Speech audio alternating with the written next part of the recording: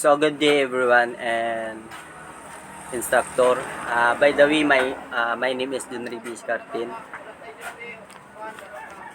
This study of human physiology as a medical field dates back to the late 420 BC to the time of Hippocrates, also known as the fathers of medicine.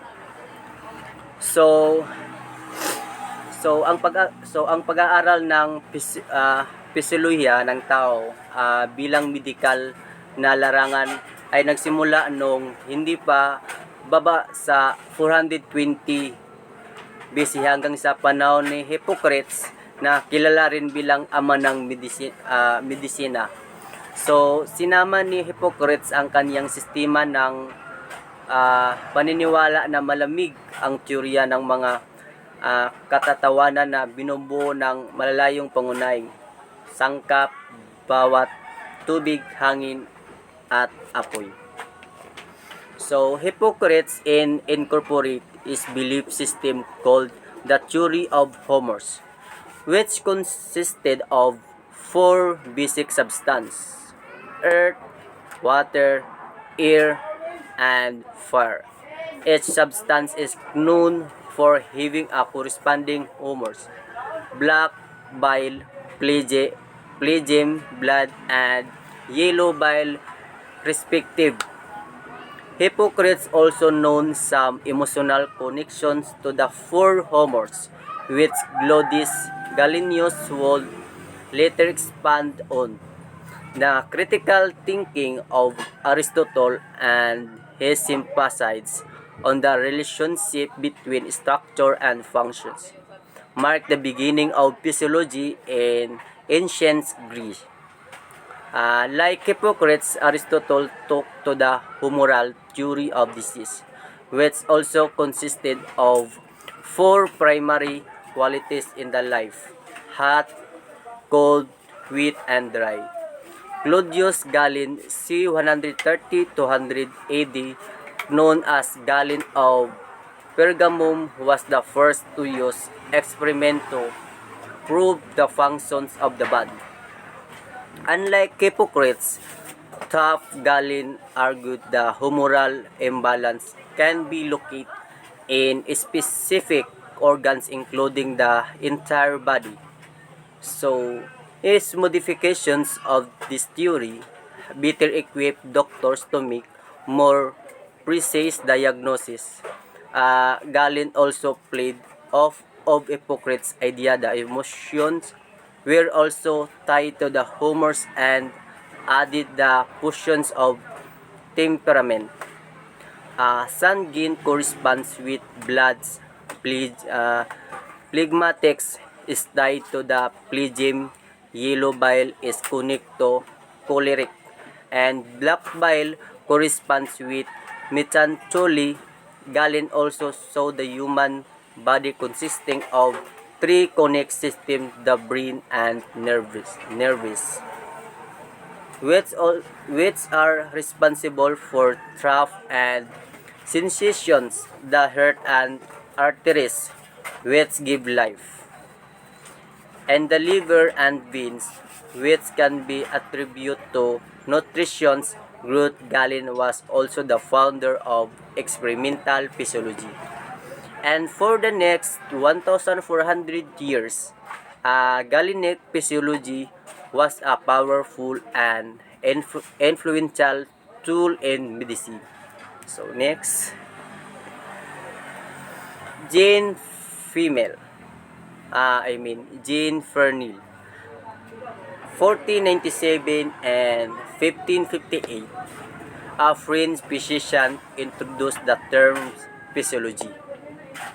And in 1858, Joseph Lister studies the cause of blood coagulations and inflammations, the results after previous injuries, the surgical wounds. Si Joseph, siya nag-study about sa blood coagulations and inflammations, that the results after previous injury, surgical wounds. Then he later discovered and implement it's septic in the operating room, and as a result decrease death rate from surgery by substantial amount. In 1891, Ivan Pavlov performed research on conditional reflexes that involve dogs' saliva production in response to a plethora of sounds and visual stimuli. Uh, Next, in the 19th century, physiological knowledge began to accumulate at a rapid rate, and particular with the 1838 appearance of the cell theory of Matthias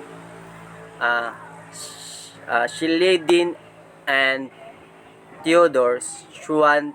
It statistically states that organisms are made up of units called cells. Claude Bernard's 1813 and 1878 further discoveries ultimately led to this concept of milieu interviewer international environment, which would later be take up and championed as uh, homeostasis by American physiologist Walter B. Cannon in 1929. By homeostasis, Cannon meant the maintenance of steady states in the body and the physiological process, through which they are regulated. In other words, the body's ability to regulate its internal environment. It should be noted that William Beaumont was the first American to utilize the practical applications of physiology. So, and the last, the Physiological Society was founded in London in 1876 as a dining club, the American Physiological Society. APS is a non-profit devote to fostering education, scientific research, and disseminations of information in the physiological science. The society was founded in 1887 with 28 members. So, in the 20th century, biologists become interested in how organisms other than human being functions, eventually spawning the fields of comparative physiology and ecophysiology. Major figures in this field include Knut Schmid-Nielsen and Georgi Bartholomew. Most recently, evolutionary physiology has become a distinct subdiscipline. So, muna to guys, no, thanks for watching and listening. Bye-bye!